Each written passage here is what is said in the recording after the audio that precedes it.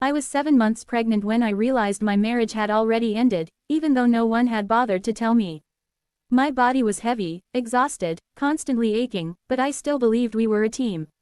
He kissed my forehead every morning, asked about doctor appointments, complained about work.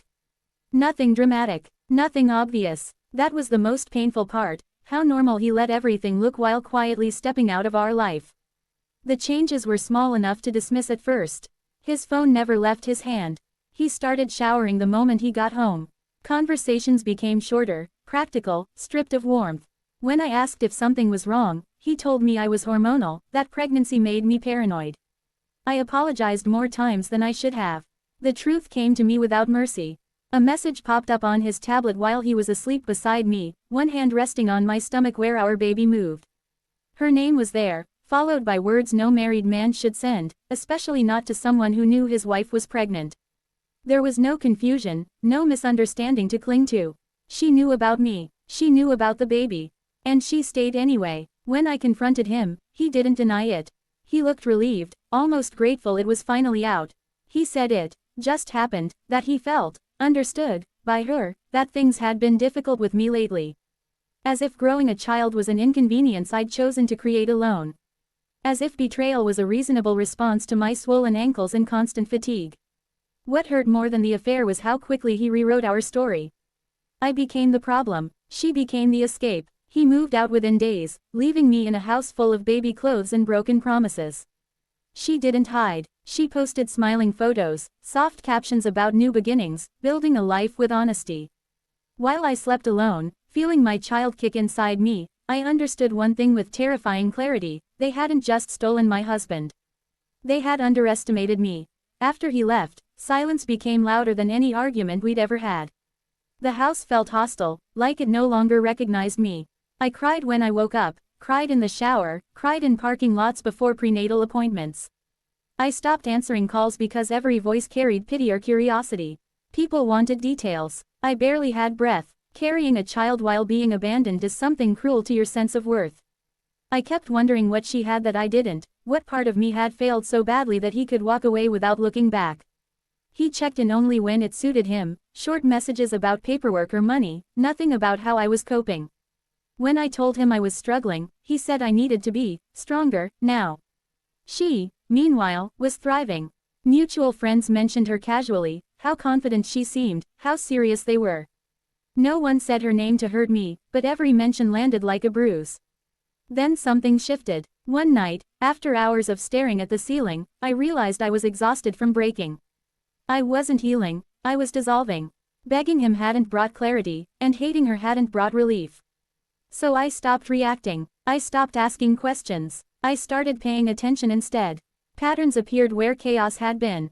Lies left trails. People talked more than they realized.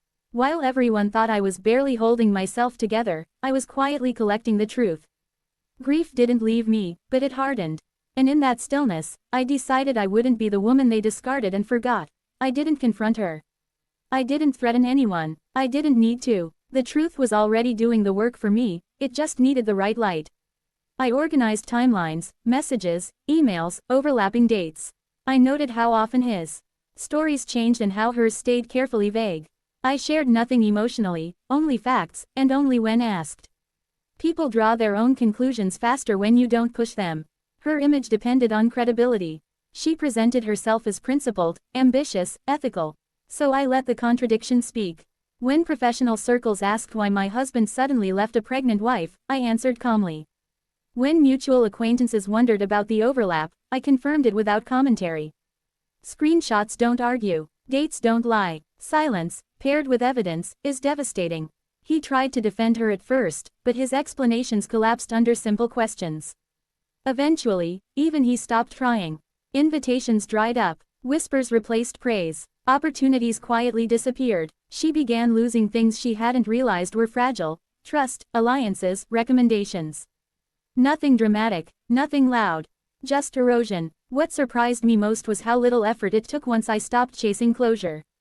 I didn't have to destroy her. I only had to stop protecting the illusion she built on my absence. She wanted my life, but she didn't understand the cost of taking it. By the time she realized what was happening, there was no villain for her to point to. Just consequences arriving on schedule. I felt no joy watching it happen. Only relief. The weight that had crushed my chest for months finally lifted. I wasn't invisible anymore. I wasn't powerless. I was simply done being silent for the comfort of people who never protected me. By the time my child was born, the chaos had settled into something quieter and more honest. He was no longer central to my thoughts, just a name attached to legal documents and obligations. She faded from conversation altogether. Not because she was forgiven, but because she no longer mattered. The life they rushed to build lost its shine once it had to stand in daylight.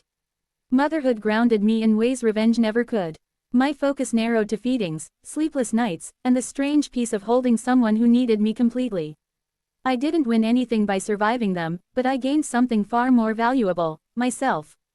The woman who once begged for reassurance no longer existed. They didn't break me. They revealed me. I learned that betrayal doesn't deserve theatrics or endless grief. It deserves distance. It deserves truth. I walked forward without looking back, not because I was healed overnight, but because staying stuck would have cost me everything I was becoming. Some stories end with apologies or regret. Mine ended with clarity. I didn't destroy her to feel powerful. I rebuilt myself, and in doing so, everything that depended on my silence collapsed on its own.